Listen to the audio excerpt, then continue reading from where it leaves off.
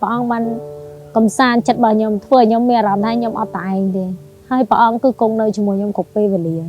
គ្រប់ពេលដែលខ្ញុំស្រែកហៅព្រះអង្គគឺព្រះអង្គអត់ដែលទៅណាឆ្ងាយពីខ្ញុំអត់អាចមានផែនការជីវិតដូចគេអាចមានផែនការជីវិតសម្រាប់មួយខែក្រោយមួយឆ្នាំក្រោយគេត្រូវធ្វើអីប៉ុន្តែខ្ញុំអត់អាចមានទេដោយសារតែលុយទាំងអស់ខ្ញុំត្រូវគិតគង់ជំងឺខ្លួនឯងគ្រួសារខ្ញុំក៏អត់មានលុយព្រោះអញ្ចឹងខ្ញុំអត់អាចប្រាប់ម៉ាក់ខ្ញុំអត់អាចទៅខ្ចីលុយបងព្រោះបងក៏គាត់មិនជាអ្នកធូរធារចឹងខ្ញុំខ្វាយខ្វល់ខ្លាំងមែនទែនប៉ុន្តែនៅក្នុងការខ្វាយខ្វល់ហ្នឹងខ្ញុំតែងដាក់ឋានទៅព្រះអង្គខ្ញុំជឿថាបើសិនជាព្រះអង្គមិនឲ្យខ្ញុំស្លាប់ជីវិតខ្ញុំនៅបន្តហើយខ្ញុំរស់នៅបន្តហ្នឹងគឺខ្ញុំនៅតែបម្រើពន្ធកិច្ចព្រះអង្គរហូតទោះបីជាខ្ញុំពិបាកមិនក៏ដោយទោះបីខ្ញុំខ្វះខាតបែបណាប៉ុន្តែខ្ញុំនៅតែដើរតាមព្រះអង្គហើយខ្ញុំពិតជាអរគុណព្រះអង្គខ្លាំងមែនទែនការផ្គត់ផ្គង់របស់ព្រះអង្គគឺអត់ដែលយឺតពេលសម្រាប់ជីវិតរបស់ខ្ញុំនៅពេលដែលខ្ញុំគិតថាខ្ញុំដើរដល់ផ្លូវតលហើយតែព្រះអង្គគឺតែងតែលេចមកឲ្យខ្ញុំឃើញហើយព្រះអង្គ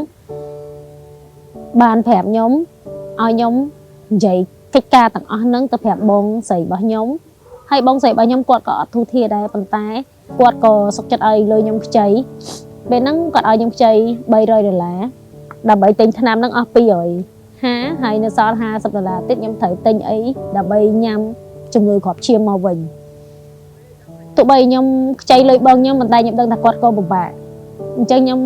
អាណិតគាត់ខ្ញុំសប្បាយចិត្តផងខ្ញុំអាណិតគាត់ផងហើយខ្ញុំអធិដ្ឋានទៅកាន់ព្រះអង្គថាព្រះអង្គសូមព្រះអង្គជួយខ្ញុំផងព្រោះខ្ញុំអត់អាចមានលទ្ធភាពហើយបងខ្ញុំក៏គាត់អត់មានលទ្ធភាពដែរអញ្ចឹងខ្ញុំក៏ធ្វើការសងគាត់វិញក្នុងរយៈពេលដែលខ្ញុំឈឺខ្ញុំព្យាបាលខ្លួនឯងអស់ប្រហែលជា$1000រយៈពេល1ខែហ្នឹងទាំងការទិញអីញ៉ាំផ្សេងហើយនឹងថ្នាំបន្ទាប់មកនៅពេលដែលបងឲ្យលុយខ្ញុំខ្ចីហើយខ្ញុំក៏ទៅទិញថ្នាំហ្នឹងយកមកលេបតែមុននឹងលេបពេលខ្ញុំទទួលបានថ្នាំហ្នឹងមកដល់ផ្ទះគឺខ្ញុំប្រាប់ម៉ាក់ប៉ាទៅជួយអធិដ្ឋានទាំងអស់គ្នាតាក់ទងជាមួយនឹងថ្នាំពេទ្យសូមព្រះអង្គព្យាបាលខ្ញុំតាមរយៈថ្នាំពេទ្យហ្នឹងហើយក៏បានប្រាប់ទៅកាន់ក្រុមជំនុំទាំងអស់គ្នាឲ្យពួកគាត់ជួយអធិដ្ឋានហើយពួកគាត់តែងតែនឹកចាំពីអធិដ្ឋានពីខ្ញុំរហូតនៅពេលដែលខ្ញុំលេបថ្នាំអារម្មណ៍ដែលទទួលស្គាល់ថាយើងអធិដ្ឋានទៅព្រះអង្គហើយប៉ុន្តែនៅពេលដែលយើងជាអ្នកឈឺផ្ទាល់ទើបយើងមានអារម្មណ៍ថាវាឯកោខ្លាំងគិតទៀតថាបើសិនជាអស់ប៉ុណ្ណឹងយើងត្រូវបានលុយណាបន្តយកទៅទិញទៀតអញ្ចឹងក៏ចាប់ផ្ដើមអធិដ្ឋានទៅកាន់ព្រះអង្គម្នាក់ឯងនៅក្នុងបន្ទប់អារម្មណ៍នៅពេលដែលខ្ញុំចូលទៅកាន់ប្រវត្តិមានព្រះអង្គពេលហ្នឹងគឺខ្ញុំអធិដ្ឋានទៅកាន់ព្រះអង្គជិត1ម៉ោងម្នាក់ឯងនៅក្នុងបន្ទប់ខ្ញុំអធិដ្ឋានយូរមែនតើអធិដ្ឋានបដាទឹកភ្នែកខ្ញុំហូរបដាខ្ញុំរៀបរាប់ទាំងអស់ពីការឈឺចាប់របស់ខ្ញុំក្នុងខ្លួនខ្ញុំបែបណាខ្ញុំជឿថាមានតែព្រះអង្គតែម្នាក់ឯងដែលព្រះអង្គម្ចាស់បានដឹងគ្រប់យ៉ាងថាក្នុងខ្លួនខ្ញុំបែបណាព្រោះបើសិនខ្ញុំនិយាយប្រាប់គេខ្ញុំអត់អាចត្អូញត្អែប្រាប់ម៉ាក់ប៉ាខ្ញុំអត់អាចប្រាប់គាត់ថាម៉ាក់ខ្ញុំពិបាកម៉ាក់នៅពេលដែលខ្ញុំគេងគេខ្ញុំក្រងអង្គុយដែលខ្ញុំពិបាកដកដង្ហើមខ្លាំងពេលខ្លះស្ទើរតាខ្ញុំផុតដង្ហើមទៅម្នាក់ឯងនៅក្នុងបន្ទប់ប៉ុន្តែខ្ញុំអត់អាចប្រាប់គាត់ទេព្រោះខ្ញុំថាបើខ្ញុំប្រាប់គាត់ម៉ាក់ប៉ាខ្ញុំគាត់ច្បាស់ជាបារម្ភគាត់ច្បាស់ជាមកគេងមួយខ្ញុំហីអញ្ចឹងខ្ញុំអត់ចង់ឲ្យគាត់មកគេងមួយខ្ញុំហីខ្ញុំជំនះការងារទាំងអស់ហ្នឹងម្នាក់ឯងនៅក្នុងបន្ទប់ម្នាក់ឯងនៅពេលដែលខ្ញុំពិបាកខ្លាំងមែនតើខ្ញុំតែងតែអធិដ្ឋានទៅព្រះអង្គសឹងរាល់ថ្ងៃថាព្រះអង្គដកជីវិតខ្ញុំទៅខ្ញុំហត់ខ្ញុំពិបាកហ្នឹងអាពេលដែលខ្ញុំពិបាកដកដង្ហើមម្ដងវាពិបាកខ្លាំងមែនតើខ្ញុំគេងខ្ញុំងើបក្រោកអង្គុយក្រោកដកដង្ហើម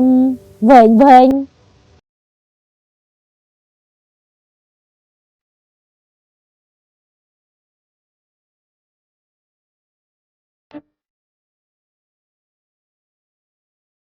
ជួនកាលចិត្តកន្លះម៉ោងទើបខ្ញុំទទួលបានអារម្មណ៍ប្រសើរវិញហើយខ្ញុំអត់អាចគេងទៅវិញបានពេលដែលខ្ញុំក្រោកចឹងហើយគឺខ្ញុំភ្ញាក់ហ្មងខ្ញុំពិតជាឯកោខ្លាំងប៉ុន្តែនៅពេលដែលខ្ញុំបានចូលទៅកាន់វត្តមានរបស់ព្រះអង្គខ្ញុំដឹងថាពេលហ្នឹងព្រះអង្គបានអង្គុយក្បែរខ្ញុំហើយព្រះអង្គបានអោបខ្ញុំព្រះអង្គបានកំសាន្តចិត្តរបស់ខ្ញុំធ្វើឲ្យខ្ញុំមានអារម្មណ៍ថាខ្ញុំអត់តែឯងទេហើយព្រះអង្គគឺគង់នៅជាមួយខ្ញុំគ្រប់ពេលវេលាគ្រប់ពេលដែលខ្ញុំស្រែកហៅព្រះអង្គគឺព្រះអង្គអត់ដែលទៅណាឆ្ងាយពីខ្ញុំព្រះអង្គបានកំសាន្តចិត្តខ្ញុំហើយព្រះអង្គបានធ្វើឲ្យខ្ញុំ មានកម្លាំងនៅពេលហ្នឹងគឺខ្ញុំមានកម្លាំងខ្លាំងហើយខ្ញុំមានអារម្មណ៍ថាខ្ញុំបានជាសះស្បើយនៅក្នុងព្រះអង្គរហូតដល់ថ្ងៃដែលខ្ញុំមកជួបពេទ្យវិញនៅពេលដែលខ្ញុំទៅជួបពេទ្យគឺខ្ញុំជឿជាក់ខ្លួនឯង 100% ឯងថាខ្ញុំបានជាសះស្បើយពីជំងឺហ្នឹងហើយខ្ញុំក៏មានបានយកលុយទៅដែរអញ្ចឹងនៅពេលដែលខ្ញុំទៅដល់ពេទ្យគេឲ្យយើងជួសឈាមម្ដងទៀតដើម្បីបញ្ជាក់អំពីសុខភាពរបស់យើងមិនហើយអញ្ចឹងនៅពេលដែលជួសឈាមចេញមកពេទ្យក៏គាត់អបអរជាមួយនឹងខ្ញុំទាំងអស់គ្នាគាត់ថាឈាមរបស់ខ្ញុំមកគ្រប់គ្រាន់វិញផ្លាកែតរបស់ខ្ញុំមានពេញវិញហើយទាំងពេទ្យទាំងអ្នកជំងឺនៅហ្នឹងគឺគាត់សប្បាយចិត្តហើយពេទ្យក៏គាត់ហៅគ្នាគាត់ដែរគាត់ថាមកមើលលទ្ធផលផ្ទាល់នៅក្នុងកុំព្យូទ័រក៏បានដែរបើអត់ជឿអ្វីដែលគាត់និយាយអញ្ចឹងដល់មានសប្បាយចិត្តខ្លាំងមែនតើ